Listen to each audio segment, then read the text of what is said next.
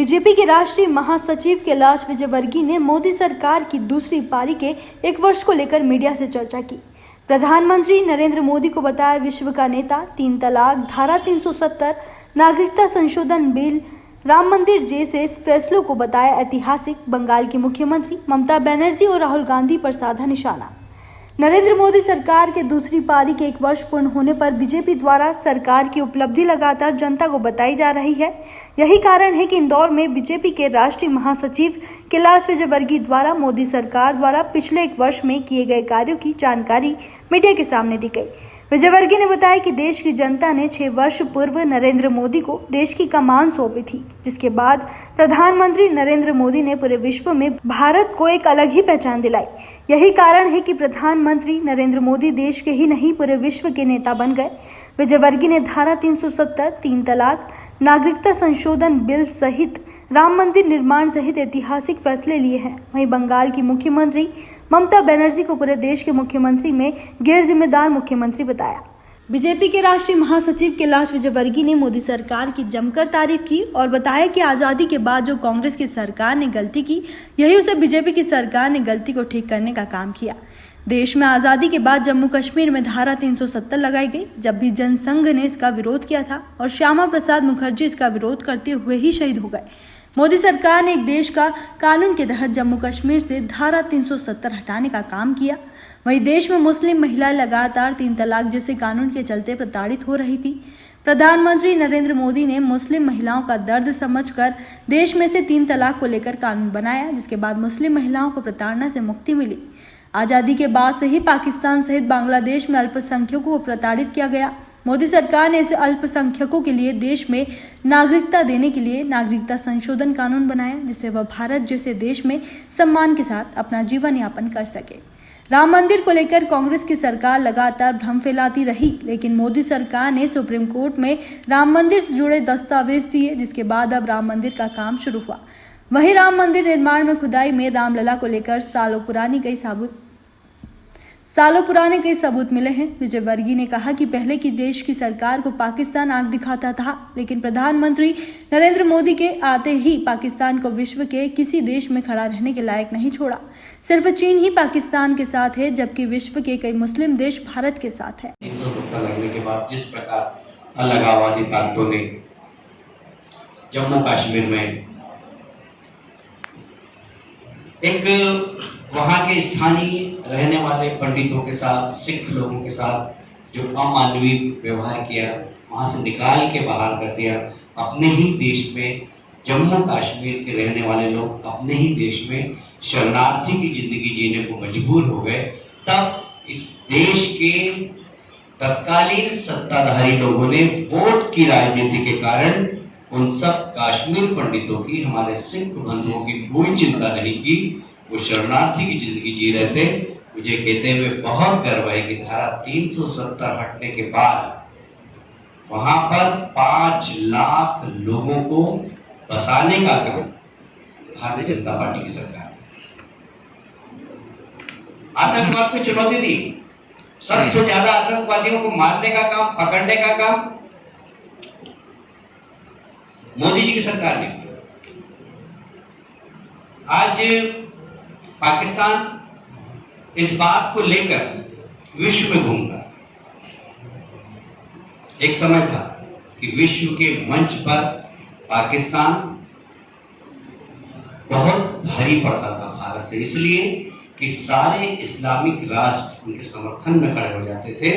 पर ये कहते हुए मुझे बहुत गर्व है कि आजादी के बाद पहले प्रधानमंत्री नरेंद्र मोदी जी हुए जिन्होंने अपनी कूटनीति के कारण सारे इस्लामिक राष्ट्रों को अपनी तरफ कर दिया। आज विश्व के मंच पर पाकिस्तान अकेला है, वो चिल्लाता है भारत के खिलाफ।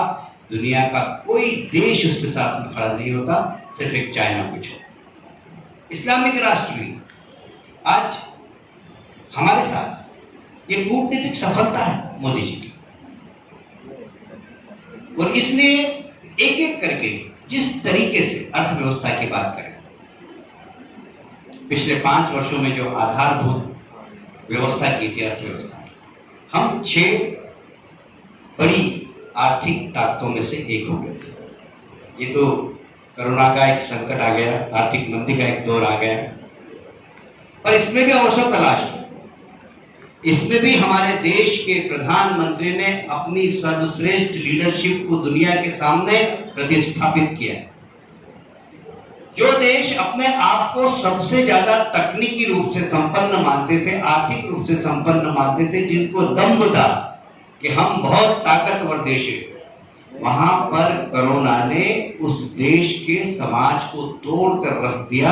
मैं किसी देश का नाम नहीं लेना चाहता, वे सब ताकतवर देश जो महाशक्ति के रूप में इस दुनिया के अंदर पहचाने जाते हैं, उनकी तुलना में हमारे यहाँ जनसंख्या बहुत है। दुनिया की सबसे बड़ी दूसरी जनसंख्या हमारे देश की है, 130 करोड़ क्षति हुई है, कोरोना से क्षति हुई है, हम ये नहीं कहते, पर अन्य देशों की तुलना में बहुत कम क्षति है। और इसका श्रेय भी मोदी जी को जाता है, क्योंकि समय पर सही निर्णय लिया, टफ निर्णय लिया, टफ डिसीजन लिया।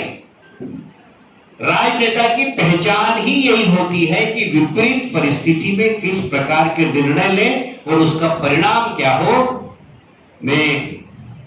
मुझे हंसी आती है जब किसी राजनीतिक दल का कोई नेता ये कहता है कि लॉकडाउन से कोई फायदा नहीं हुआ, जबकि दुनिया कह रही है, दुनिया के सारे समझदार लोग कह रहे हैं, दुनिया के सब यूएन ने कहा, WHO ने कहा कि यदि भारत ने सही समय पर लॉकडाउन नहीं किया होता तो भारत की हालत बहुत खराब होती, क्योंकि हमारे पास स्वास्थ्य का इतना बड़ा इंफ्रास्ट्रक्चर नहीं है।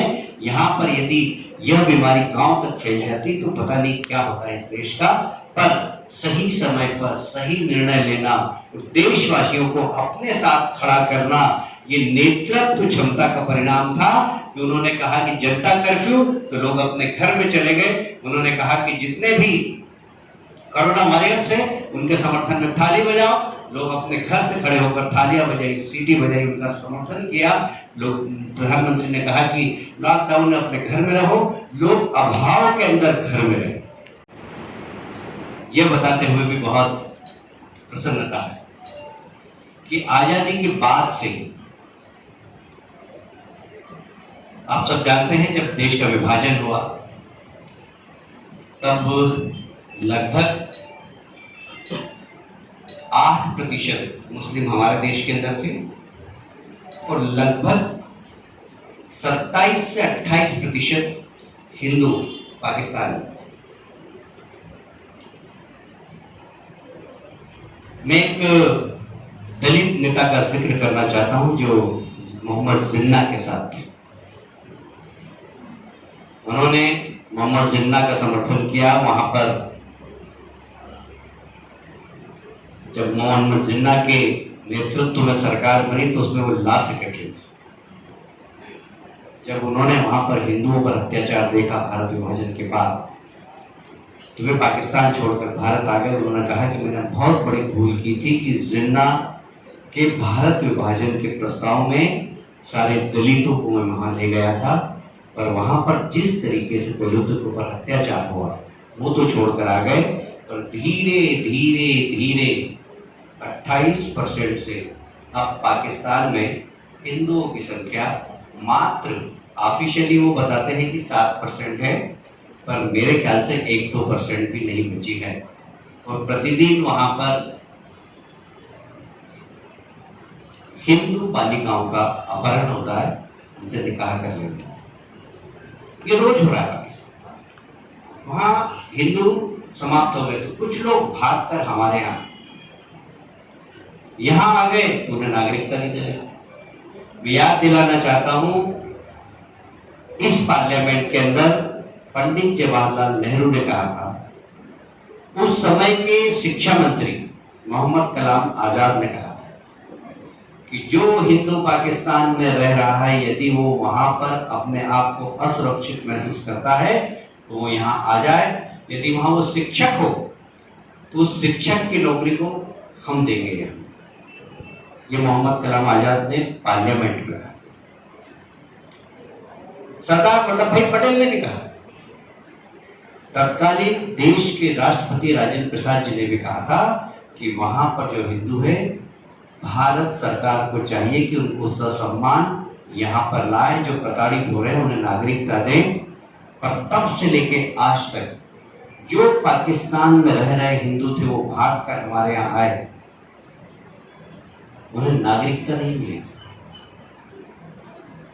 इंदौर में आप सब लोग साक्षी हैं उस बात, हमारे यहाँ सिंधी समाज के कम से कम 10,000 ऐसे लोग जो पाकिस्तान से आए, यहाँ पर उनके डॉक्टर बन गए, बाकी उन्हें नागरिकता नहीं। शंकर हलवानी जी हमेशा, ताई जी हमेशा केंद्र में जाते थे, उनको ले जाते थे। एक बहुत क्रांतिकारी निर्णय मोदी जी ने दिया कि वे सब लोग जो पाकिस्तान में अल्पसंख्यक के, अफगानिस्तान में अल्पसंख्यक के, बांग्लादेश में अल्पसंख्यक के, यदि वे अपनी अस्तित्व की रक्षा के लिए, यदि वे अपने धार्मिक मान्यताओं की रक्षा के लिए हमारे देश में आते हैं तो हम उन्हें नागरिकता प्रदान करें। टाइम न्यूज देखिए अब आपके मोबाइल और स्मार्ट टीवी पर लाइव प्ले स्टोर से डाउनलोड करें।